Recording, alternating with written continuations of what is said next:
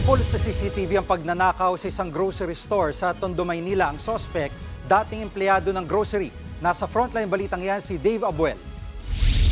Pagmasdan ng lalaking ito na lumabas sa gate ng isang grocery sa Barangay 202, Tondo, Maynila kahapon ng madaling araw.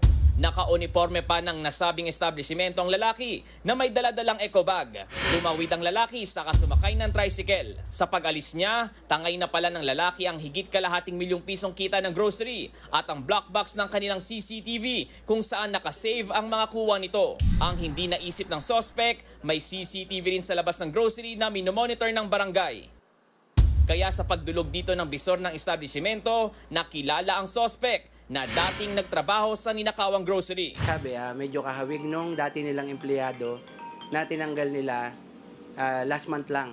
Dahil sa yung mga ipinapans niya, may mga discrepancy rin. Base sa investigasyon, sumalisi ang lalaki bago nagsara ang grocery. Nagtago siya sa likod sa yung sa sako na garbage bag. Sinubukan niya nga baklasin yung bolt. Pero dahil dati siyang empleyado, nakuha niya yung susi mismo nung bolt. Naaresto ang suspect sa bahay nito sa Luwalhati Street sa Tondo sa ikinasang follow-up operation. Aminado naman siya sa nagawang krimen. Nakuha mula sa suspect ang black box ng CCTV at ilang tools na ginamit ito sa pagnanakaw. Nabawi rin ang pera sa kanya, pero bawas na. Nabawas na more or less 50,000.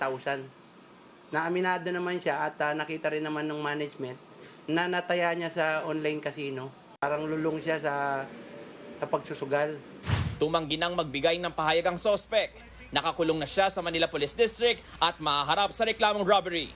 Nagbabalita mula sa Frontline, Dave Abuel, News 5. Mga kapatid, Jiggy Manikad po, iba na ang may alam at may pakialam sa panahon ngayon. Para sa konkreto, kumpleto at komprehensibong balitaan sa Frontline, mag-follow at mag-subscribe sa social media pages ng News 5.